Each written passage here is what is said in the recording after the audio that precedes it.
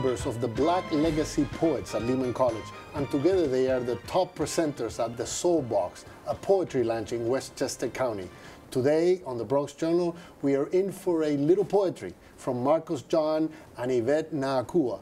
Welcome to the show. It's a pleasure having you here. Thank you. How did you guys get started with poetry? What inspired you to become poets? Well, we were both writing since we were young teens, about 13. I think we both started writing. Right. And then we met up at our old college in Westchester back in November 2007. And we just started hitting open mics and poetry scenes and doing music and things like that. And how about yourself? How did you get started? Well, I always had a hard time expressing myself, but I noticed when I wrote down how I felt, it came out better. So with that, where it came to rhyming and putting words together and making them sound beautiful, I found that that was my niche. Mm-hmm. And then how did you guys get together? How did you begin reciting poetry together? Because you do teamwork, oh, right? Yes, correct. Definitely. Tell me about it. We had met a long time ago, back in 2002 at an open mic, and we didn't really keep in touch because we were both busy. But then again, when we met back in 2007 in college, I pursued Yvette and said, like, come on, let's try to start something up together. And she allowed me to follow behind her lead because she was more into it than I was. I was still fresh into it. Then we started working together and we formed Speakers of the House, which is both of us, where we do hip hop and spoken word. And we've been doing that for about 15 months now. So when you say you do hip hop, tell me a little bit about that. Is there some rap involved in this poetry, or some poetry involved in this rap, or how does it work? Well, you know, what we like to say is there's really not a difference because, you know, rap is actually poetry within the beat. So we just merged it together. We found that, okay, we can do poetry, but at the same time, we can definitely go with a beat with our words. And a lot of people would hear our words and say, wait a minute, I can definitely put that to a beat. So we said, why not? Let's, you know, merge it into that and become hip-hop poets. So tell me about the SoulBox. What happens there? It's a monthly open mic. We hold it every first Wednesday of the month. And our initial thought was to bring the youth and the elders together in our community. Well, I grew up in Yonkers and Yvette grew up right in Mount Vernon. So it's everybody invited in Westchester County, the Bronx, Manhattan, Brooklyn.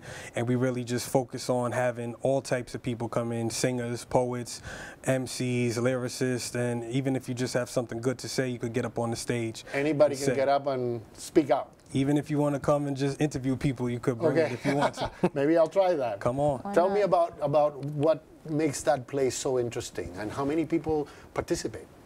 Well, a lot of people participate. Since we've gone on to different open mics, a lot of people have seen our faces and listened to the message that we have brought. And the message that we bring is positive. So a lot of people want to bring their children, and we make sure that it's children friendly. Bring your aunt, your uncle, your grandmother, like he said, merging elders and youth together. So it's a safe environment. We make sure it's safe. We make sure that you're fed. We make sure that, you know, you leave with something, whether it's a word or food, there's something that you leave with and you're always pleased. In a poetic forum like this, are there characters that you guys adopt? Do you perform as a character? Do you perform as yourself? Or are there some poems where there are characters involved?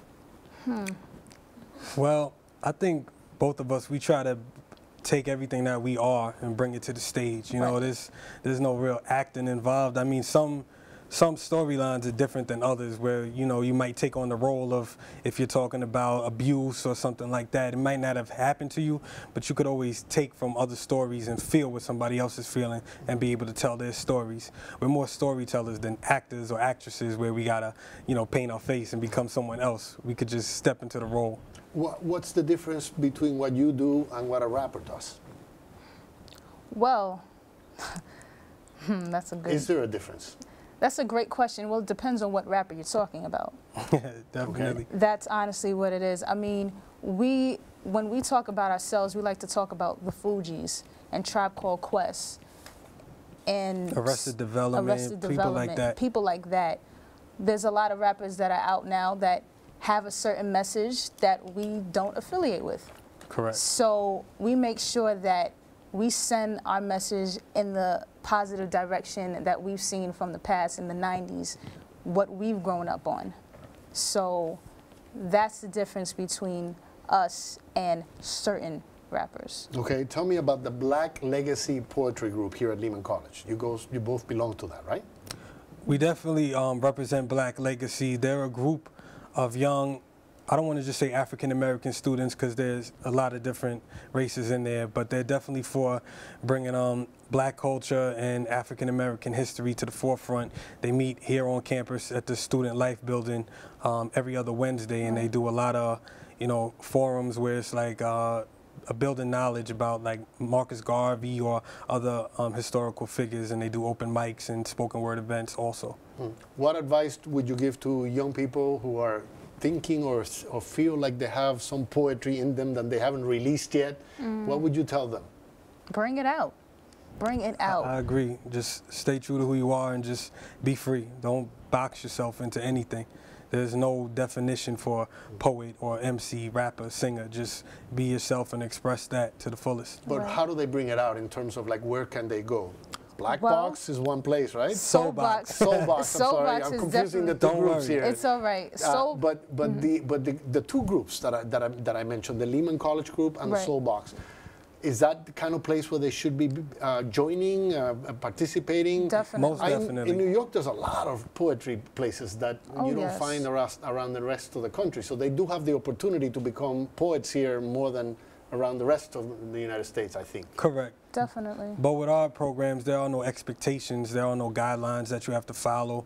There is no hierarchy. There's just us and the microphone, and you come in and you're safe, and you could just be you without any expectations or limitations at that. Exactly. I'm sorry, you were going to say something? No, I was just saying that SoulBox is a place where you can express yourself.